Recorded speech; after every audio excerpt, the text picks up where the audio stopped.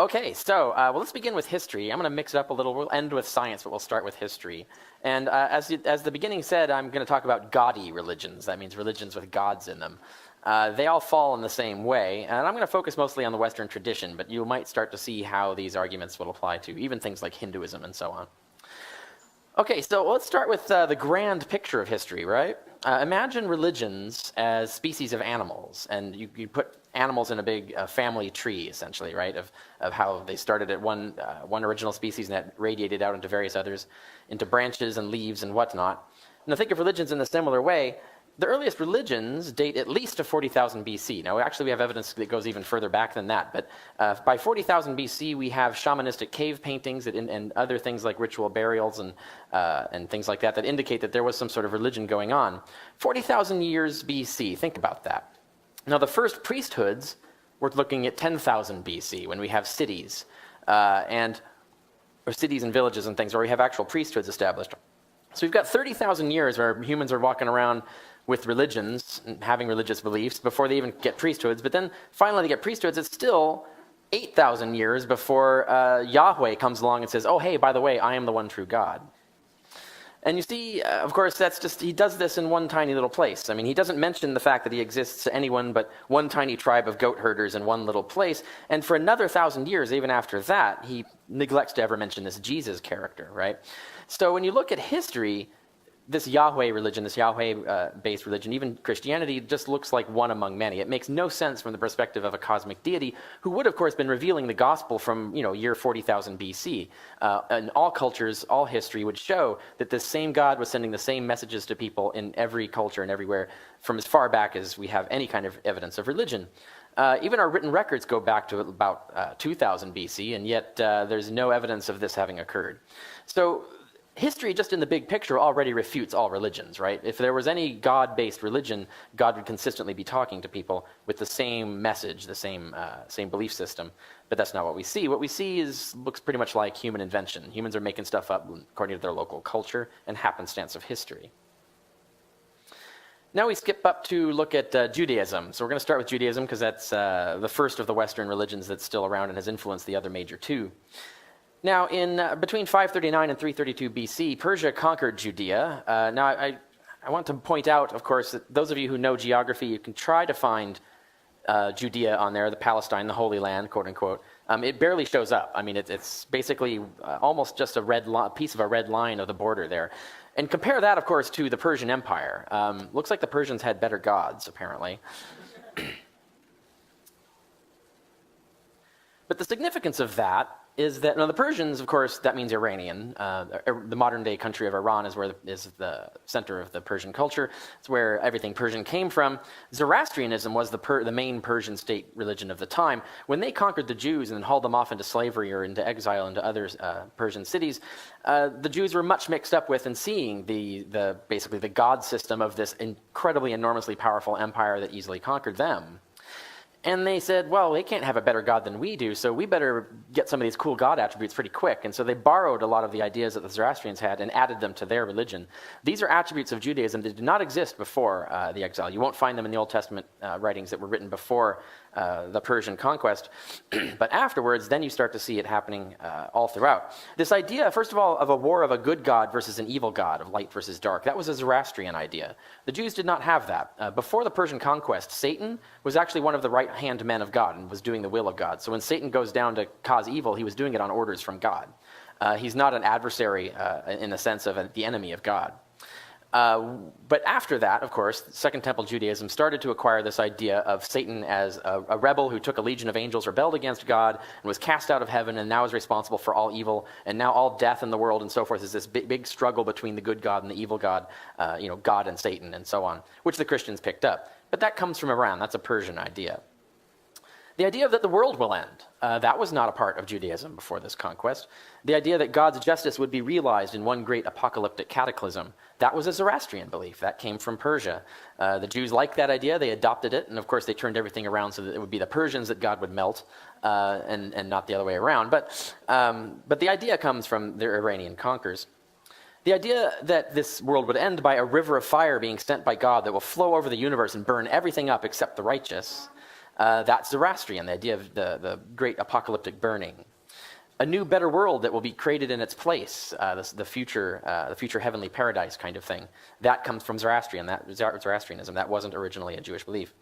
And the idea then, the most crucially, that all the good people will be resurrected by God to live in that new world happily ever after. This idea of an eternal paradise life was not a part of Judaism before. When you died, you just died and stayed dead, basically. You were kind of like a vague spirit in the earth.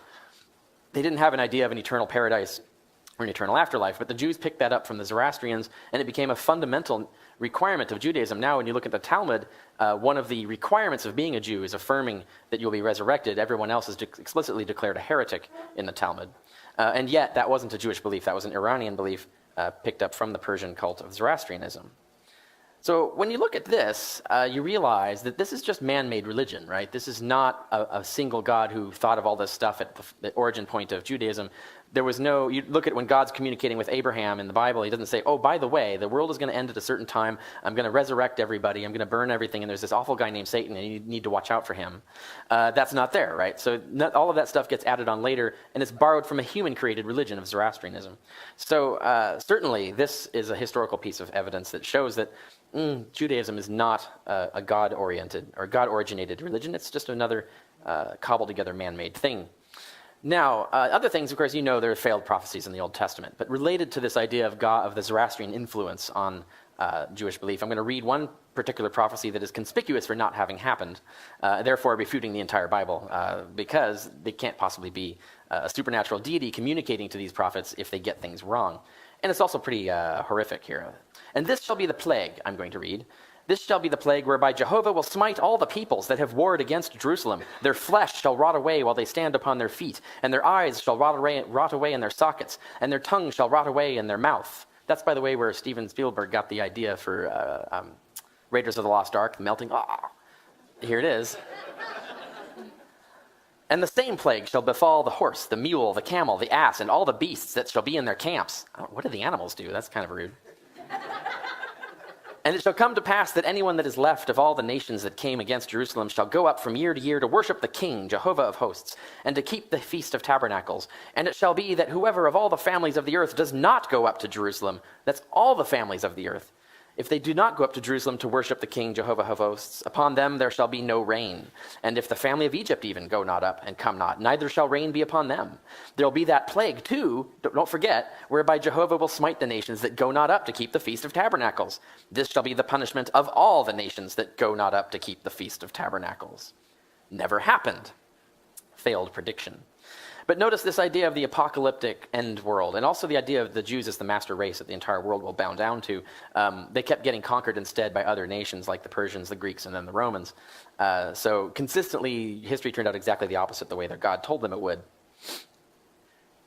And this, we see, even is connected to aspects of, oh, that's a shame. This is not coming through correctly. Well, I can't read the passage. The passage is hidden back behind there, and this isn't playing. Oh, I wonder if I can make it play. Let's see if this... No, I don't want to try it yet. So the passage that's behind there is a passage about how God's going to burn everything up, and there's a funny funny line in it in Malachi 4:1-3. Those who have mobile devices can look this up.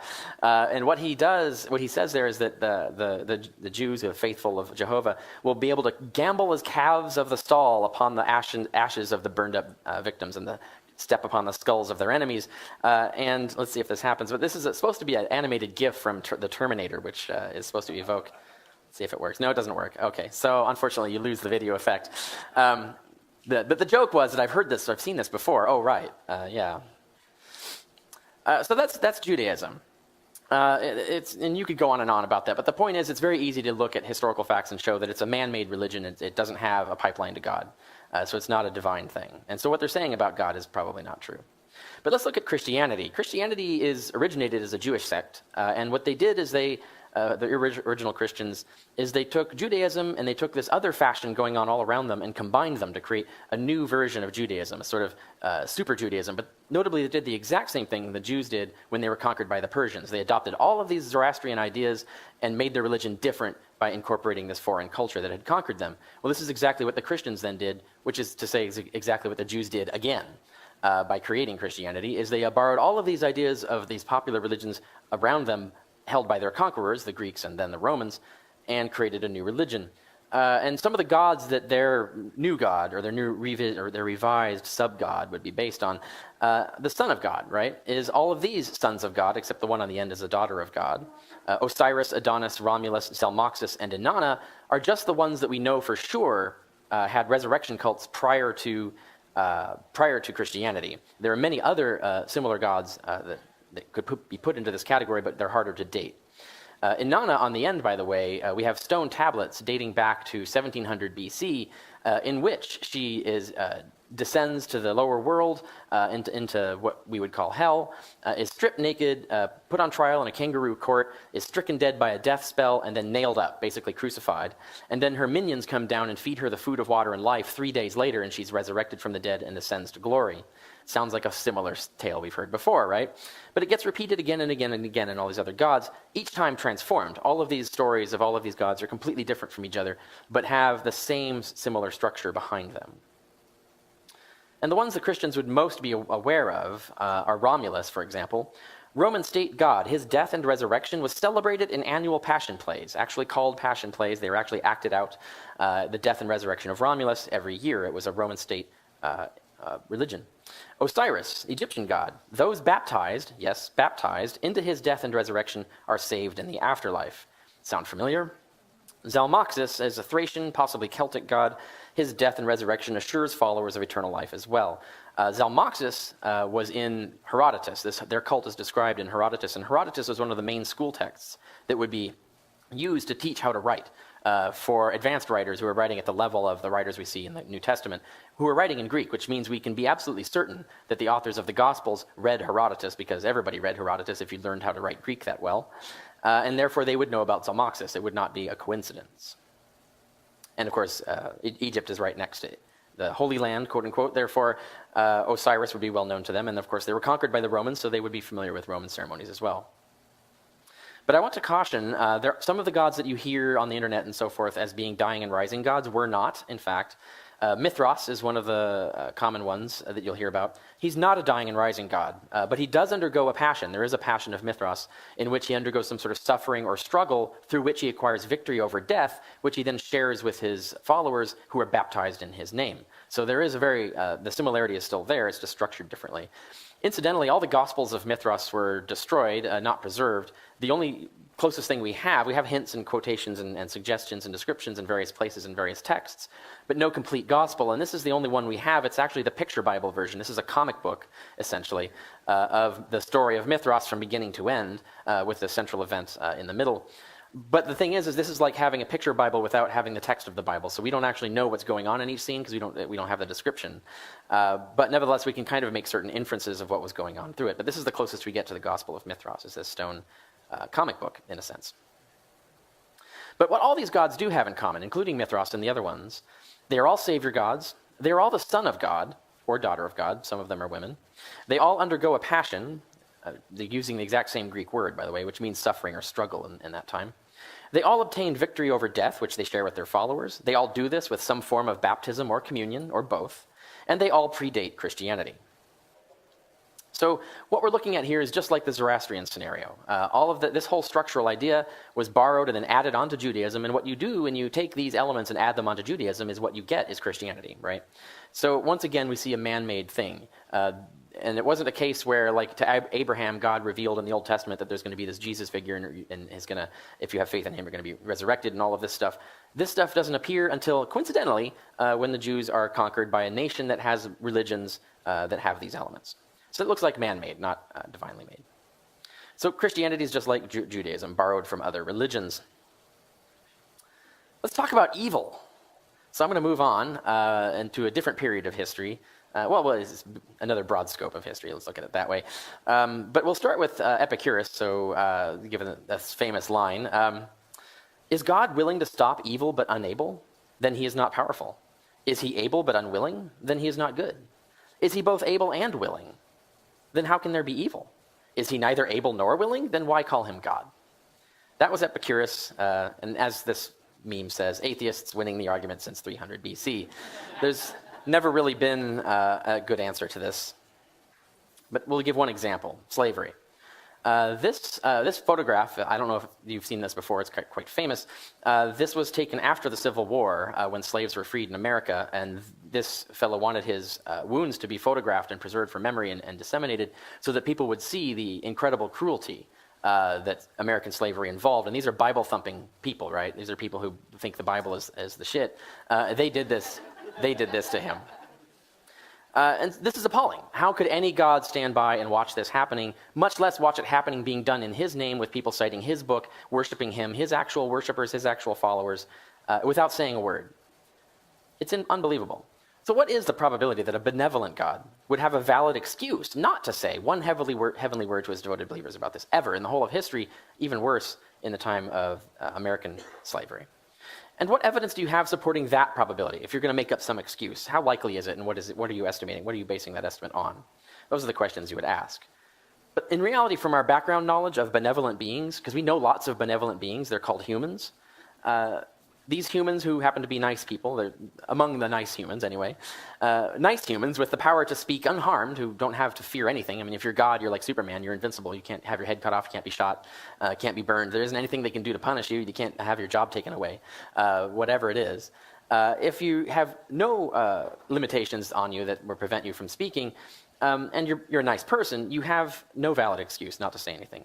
In fact, when we look at people, all the examples of other benevolent beings who are in the position of having the power to speak unharmed, a valid excuse not to speak is so rare, we never see one instance of it. And the word rare, by the way, means very infrequent, which happens to mean very improbable. And in fact, it's got to be at least millions to one against, because we know millions of benevolent people who are in this position who are vocally saying, condemning this kind of thing. If God is not doing it, then whatever excuse he has to be rarer than millions to one against. So that's one way to look at it. And of course, you know many other ways to design that argument in terms of pointing out that the excuses just don't hold up. All they do is make their theory more improbable rather than saving it. But I'm going to turn something around altogether. You've probably heard the philosophical moral argument, right? The morals only come from God. People believe there are morals, therefore God must exist, because where else would morals come from? Well, let's look at history. History actually refutes this. Let's treat atheism and theism as two different theories here. Atheism, as a theory, predicts that moral rules will only come from human beings, they will begin deeply flawed, and will be improved by experiment over thousands of years. Note, that is exactly what we observe. Slavery is just one example of many things where the moral rules were created by humans, they were deeply flawed, completely fucked up, one would say, and were improved gradually, very painfully, slowly by experiment over thousands of years. Therefore, atheism is vindicated by the historical record. Theism, as a theory, however, predicts a universe directly governed morally right from the start. In other words, the correct moral laws are disseminated immediately from the beginning. It would have been 40,000 BC, not 800 BC. But we would also possibly see the universe actually designed to be moral. We would have justice laws, stewardship of the world, enacting justice and mercy on God through God. We see none of these things. All of the things you would expect from a moral engineer are not there. But we observe no such laws built into the universe, no stewards or law enforcers but us, ever. So the theistic theory is completely refuted. Its predictions for history do not come true. It's falsified by history itself. Whereas the predictions of atheism are completely verified. So the moral argument goes the other way around. So that's for morals. Now I'm going to talk about things, whether they're moral or not, but they still involve moral concern. Yeah, what ought you do after you wipe your butt? You wash your hands, right? Okay. Everybody knows this, except Jesus, by the way. In Mark 7, Jesus comments on the Jewish tradition at the time of washing your hands and washing your utensils before you use them for meals and washing your hands before you eat. And Jesus says, this is a human tradition. It's not in the Torah. God did not command it. Therefore, you don't have to do it. You do not have to follow this rule. He says that things that go into your mouth can't harm you. Only things that come out of your mouth are evil. And meaning words, of course, but and blasphemies. But the point being is that he clearly did not know about germs, right? This was the best teaching moment in the history of the human race, where if you're a divine being, the one thing you know, if you stumbled across a TARDIS and were able to teleport, in time back to here, and people mistook you for a god and were listening to you, what was one of the first things you'd tell them about is germs, right? Because there's millions of people, kids, women, men, are dying and suffering in horrible ways because they don't know about germs. And simple things, simple hygiene, just cleaning your hands could save countless lives. And you have this guy, Jesus, who's portrayed as going around randomly healing this or that individual isolated person, but doesn't do anything like cholera, done, gone. If it was a god, you could eliminate cholera as easily as laying on hands on the earth, right? Just no more cholera, done. That would be how a god would do it. He wouldn't walk around town like a Benny Hinn clone trying to do faith healing acts. But the key thing here is that if Jesus was God or had any pipeline to God, surely he would know about germs and would teach and say, by the way, that is a tradition of men, but it's a really good one. It'll save lots of lives. In fact, you should do this more. And you should sterilize your instruments if you're going to engage in surgery. There's all kinds of things that you should know about. And by the way, water should be potable. You should make sure it doesn't have germs in it and so on and so forth. And clean your hands after you wipe your butt. But instead, Jesus seems to act like diseases are caused by demons inhabiting a person. In other words, he acts like the same primitive mindset of the time. So here we have conclusive evidence just in the Gospels themselves. Even if you treat them as literal books, Jesus is not God, because God would know about germs. So clearly God has not been talking to anyone. For all of these, this is just examples after example after example. There are many more one could go on. So history proves God's not been talking. Islam's no different. I'll briefly just say that the Quran also fails to mention germs, incidentally. So when the angel Gabriel was rambling on and on and on with these surahs to Muhammad, you'd think by the end Muhammad would be pissed off that Gabriel didn't at any time mention germs. That would have been really helpful information. By the way, also so would the printing press and a few other things. The Quran also endorses slavery, including sex slavery, which of course the Old Testament also does. And therefore the angel Gabriel thought slavery was really cool. Keep up with that. Like Judaism, God's promise of prosperity and superiority over all nations was also refuted by the opposite. Almost all Islamic nations are failed states or economic disasters compared to much of the quote-unquote infidel West, which has all the power and wealth. Now, that doesn't indicate that we're morally better than them, but it does indicate that if we're going to talk about gods helping us out, it looks like our God's doing a better job than theirs. But I want to point out that all of these religions are the same religion. In fact, Christianity and Islam are just Jewish sects. They're all just different sects of the same one religion. They're all resurrection cults because they all teach basically the same thing and just differ on the details. Judaism says the world will one day be dissolved, the dead will be raised, and the loyal will become immortal. Christianity says the world will be dissolved, the dead will be raised, and the loyal become immortal. Islam says the world will be dissolved, and the dead will be raised, and the loyal become immortal. It's all the same religion. So let's just pick one and analyze it a little more closely.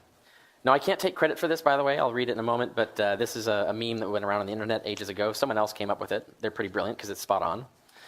This is the description of Christianity, dead honest. The belief that some cosmic Jewish zombie can make you live forever if you symbolically eat his flesh and telepathically tell him that you accept him as your master so he can remove an evil force from your soul that is present in humanity because a rib woman was convinced by a talking snake to eat from a magical tree. That is literally the Christianity that was being taught in its first, let's say, 1,800 years, almost 2,000 years of Christian history. Totally makes sense, right? Now, a lot of Christians say, "Whoa, okay, that sounds a little ridiculous." Okay, so I get you. That's crazy. So we can make this more sensible. And so we came up with a new and improved Christianity where all that Eve stuff, okay, rib woman, stalking snakes, okay, that's all baloney. We'll grant you that. We'll concede you that.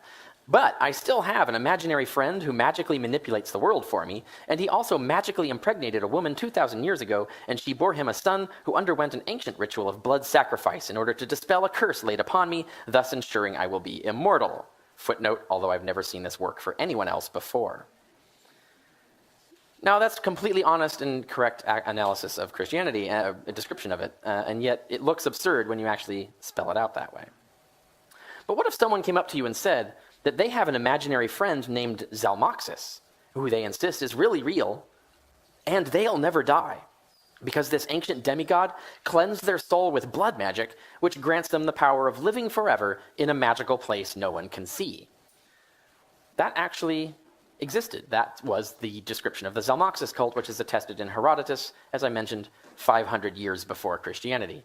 So if Zalmoxis cult is ridiculous, Christianity is ridiculous because it's just the Jewish version of the same religion. But let's go to history more recent. Heaven's Gate cult. The Heaven's Gate cult was in California, and they committed suicide, mass suicide, believing that their souls or the information in their brains would be teleported into a spaceship. They thought they'd get new bodies in this alien spaceship that was flying by the Earth at the time, and yet this whole belief, this idea that when they die that they'll be resurrected in new superior bodies, that's the Christian belief. This is just the scientific version of Christianity. So you have them saying that they'll get new bodies in an alien spaceship flying by, versus what the Christians say is that they'll get new bodies in a magical alternative universe. The weird thing is the Heaven's Gate cult makes more sense, right?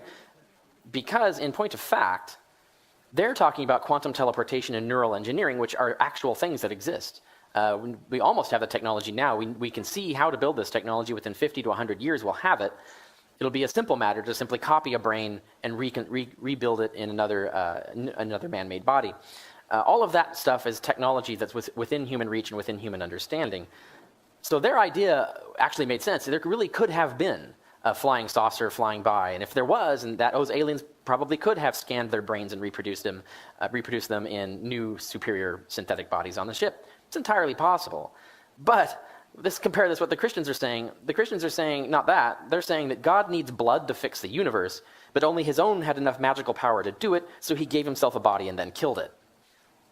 Now, when you look at it like this, Christians are talking about voodoo and magic and stuff. They're not talking about anything that even has plausibility. The Heaven's Gate cult is actually more believable than Christianity. So if the Heaven's Gate cult is absurd, Christianity is absurd. So, okay, that all looks bad. But the usual thing is, can't we fix the plot holes with elaborate explanations? And I've misspelled explanations, I see here. Excanations? I was hoping there'd be a joke in there somewhere, but there really isn't. Can't we make excuses? But the thing is, if we have to make excuses, regardless of what they are, and our excuses have no evidence for them, in other words, and they don't, because that's why we're making them up, right, on the spot, and those excuses are very improbable, and they typically are, like having an excuse not to mention to your own devoted believers for thousands of years that they shouldn't be keeping slaves. If your excuses are very improbable, then your theory is very improbable. If you have to use an improbable excuse to tack that onto your theory, the improbability of that excuse then attaches to the theory, right? So the theory becomes as improbable as your excuse, or actually more improbable, because if you have multiple excuses, those improbabilities multiply, right? And those of you who know how to do basic probability math, basic multiplying of probabilities, you'll notice that this probability gets smaller, smaller, smaller exponentially. And the fact still is that God has never communicated any essential scientific knowledge, ever. No germ theory of disease is in the Quran, in the Old Testament, or the New Testament, for example, nor anything else that's significant like that. God has also never communicated any essential moral knowledge. For example, he completely dropped the ball on slavery.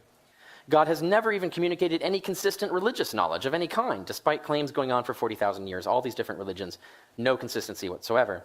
So these facts remain, no matter what excuses you make for them. And these three facts are exactly what you'd expect if there are no gods, but they're not at all what you expect if there are gods.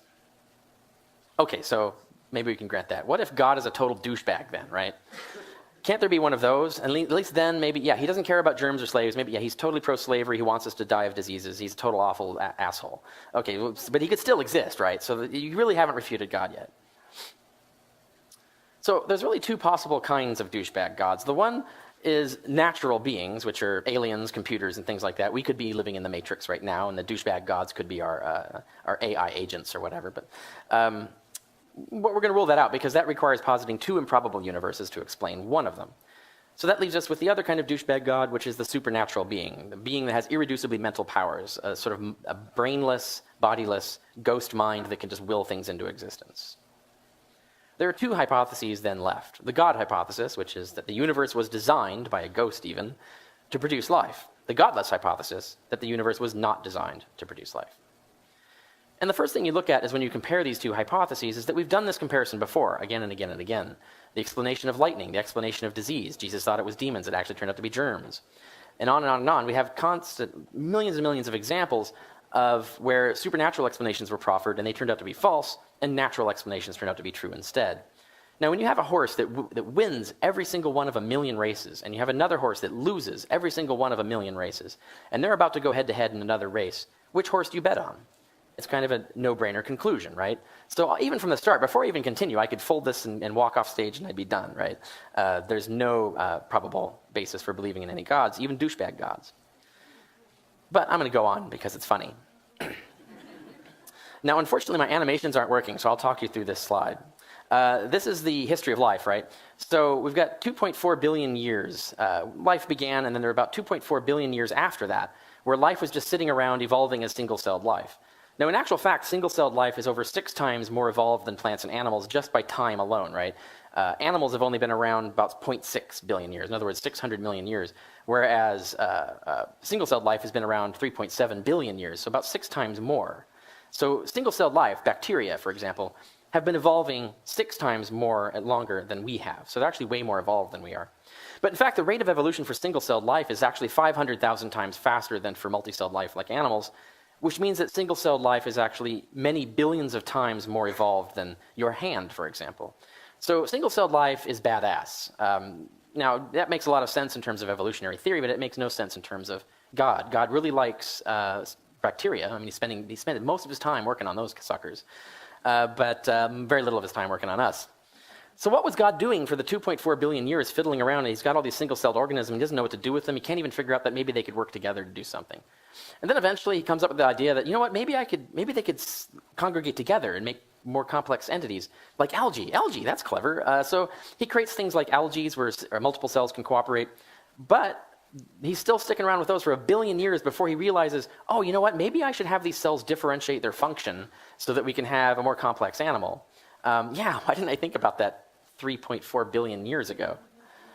Still couldn't figure it out, but eventually did, and he comes up with this differentiation of cells within a multi-celled organism about 0.6 billion years ago. But then it takes him 500 million years to figure out apes, just apes, right?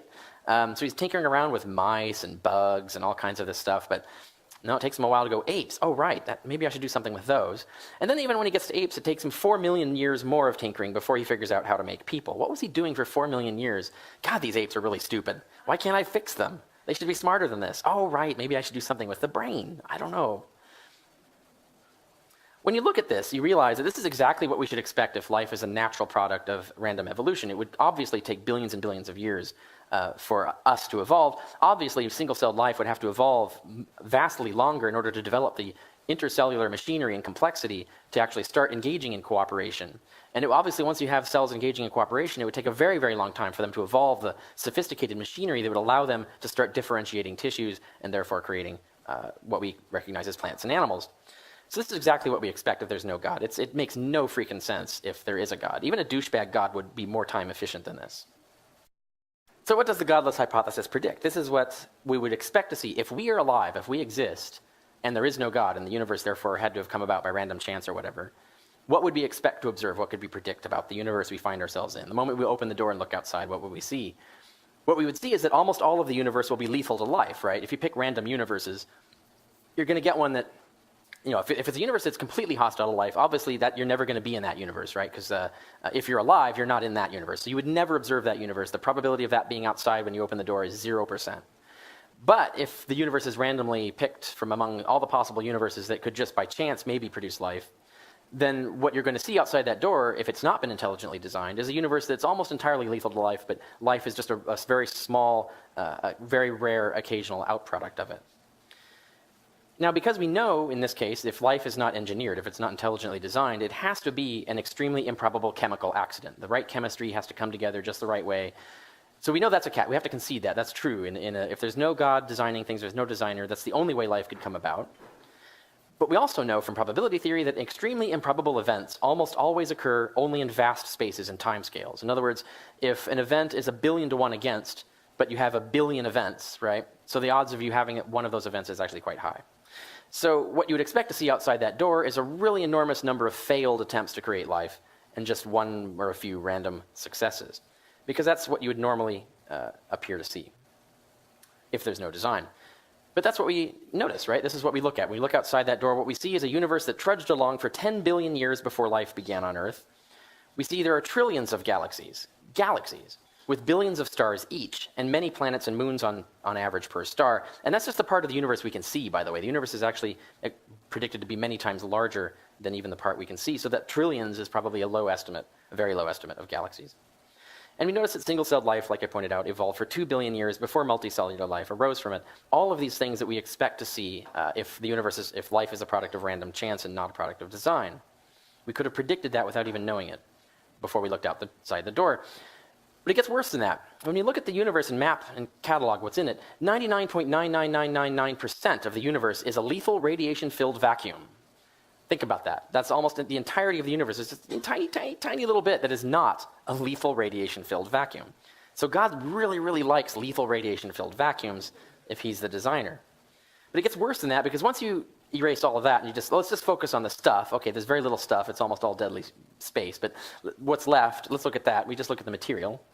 99.999999% of all the material in the universe composes stars and black holes on which nothing can live, right? Think about that. Like, most of the matter in the universe is dedicated to these gigantic things called stars and black holes that are vastly huger than planets. All that mass, and they are exactly the one place where life is not going to be found. They're incredibly lethal and hostile to life. You can't live there. And then, okay, so set aside all of that and just look at the tiny little crumbs that remain. 99.99999% of all the other material in the universe, space dust, asteroids, planets, moons, is barren of life or inhospitable to life.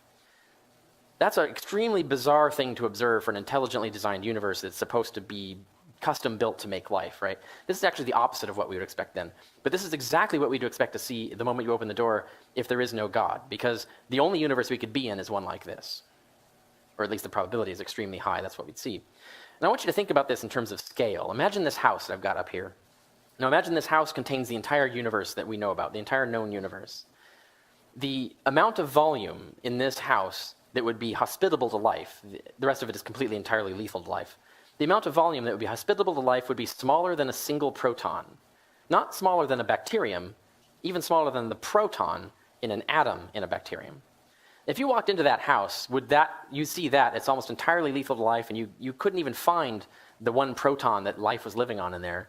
Would you conclude that the house was designed to create life or designed to be hospitable to life? No, you'd conclude the opposite. Now, it's worth pointing out that Aristotle actually thought the universe was much more conducive to life than this, and he described it a complete cosmos. In going all the way to the stars, it was completely inhabited and completely inhabitable. Aristotle's universe was 10 to the power of 30 times more hospitable to life than ours is, which means Aristotle is a vastly better engineer of universes than God would be, apparently. I think even a douchebag God could outdo Aristotle, but evidently not. So the results. We cannot predict any distinct features of this universe on the God hypothesis. Almost all the distinct features of it are unexpected. To the contrary, the God hypothesis predicts very different observations should be made. But we can successfully predict numerous very weird features of this universe, its vast size and its incredible lethality and all of that, on the godless hypothesis. In fact, the probability that the universe would look like this, the way I've described it, is 100% expected. It's exactly the universe we should expect to see the moment we look out the door. Now, so then what they'll come up with is, well, but fine-tuning is so improbable.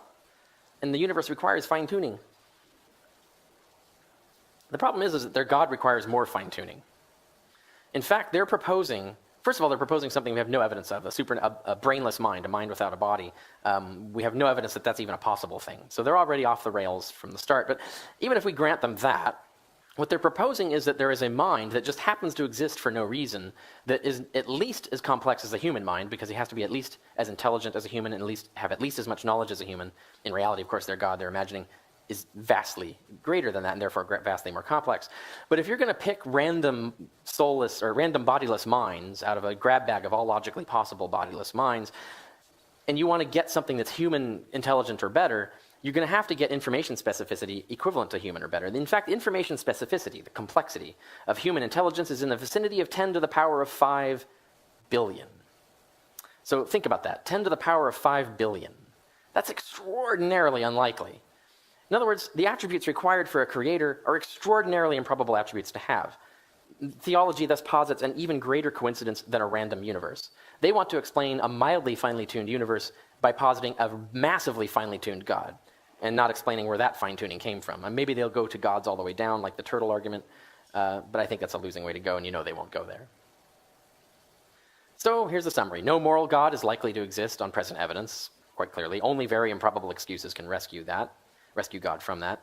No supernatural causes or communications have ever been discovered, but millions of natural ones have. Excuses make no difference to the resulting probability. And the universe is contrary to predictions of any likely God hypothesis. Only improbable excuses make it fit. And the universe is exactly what is predicted by the godless hypothesis. Even really weird predictions come true. And that's the state of things, and that's where we get from science and history. So we could write Ulan Khulufad's book long before he actually is supposed to have written it, according to Douglas Adams.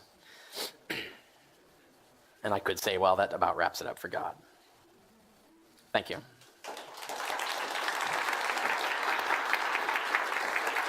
Looks like one among many. It makes no sense from the perspective of a cosmic deity who would, of course, been revealing the gospel from, year 40,000 BC.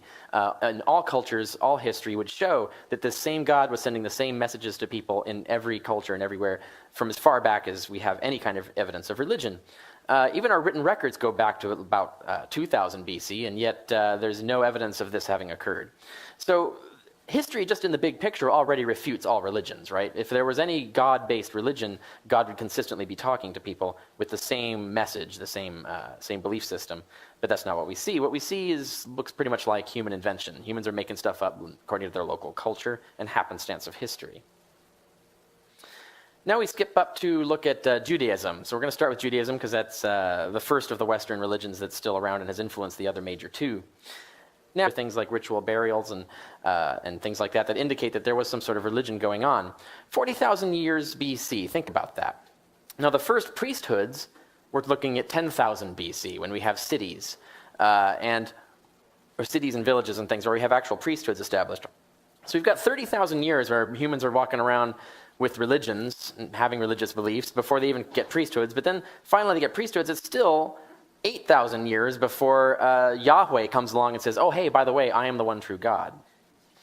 And you see, of course, he does this in one tiny little place. I mean, he doesn't mention the fact that he exists to anyone but one tiny tribe of goat herders in one little place. And for another 1,000 years, even after that, he neglects to ever mention this Jesus character, right?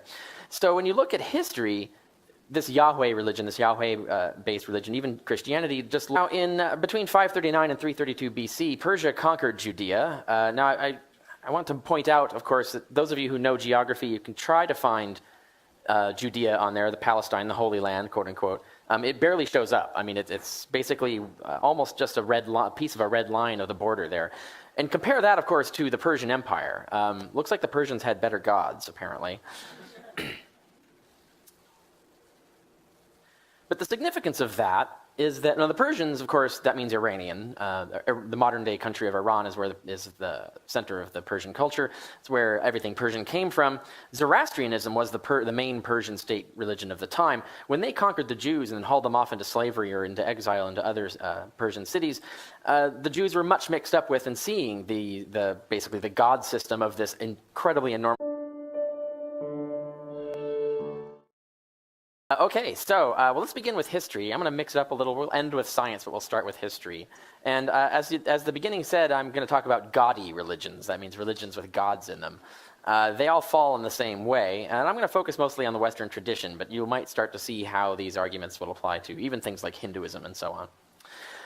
Okay, so let's start with the grand picture of history, right? Imagine religions as species of animals, and you put animals in a big family tree, essentially, right, of how they started at one original species and that radiated out into various others, into branches and leaves and whatnot. Now think of religions in a similar way. The earliest religions date at least to 40,000 BC. Now, actually, we have evidence that goes even further back than that. But by 40,000 BC, we have shamanistic cave paintings and other mostly powerful empire that easily conquered them. And they said, well, they can't have a better god than we do, so we better get some of these cool god attributes pretty quick. And so they borrowed a lot of the ideas that the Zoroastrians had and added them to their religion.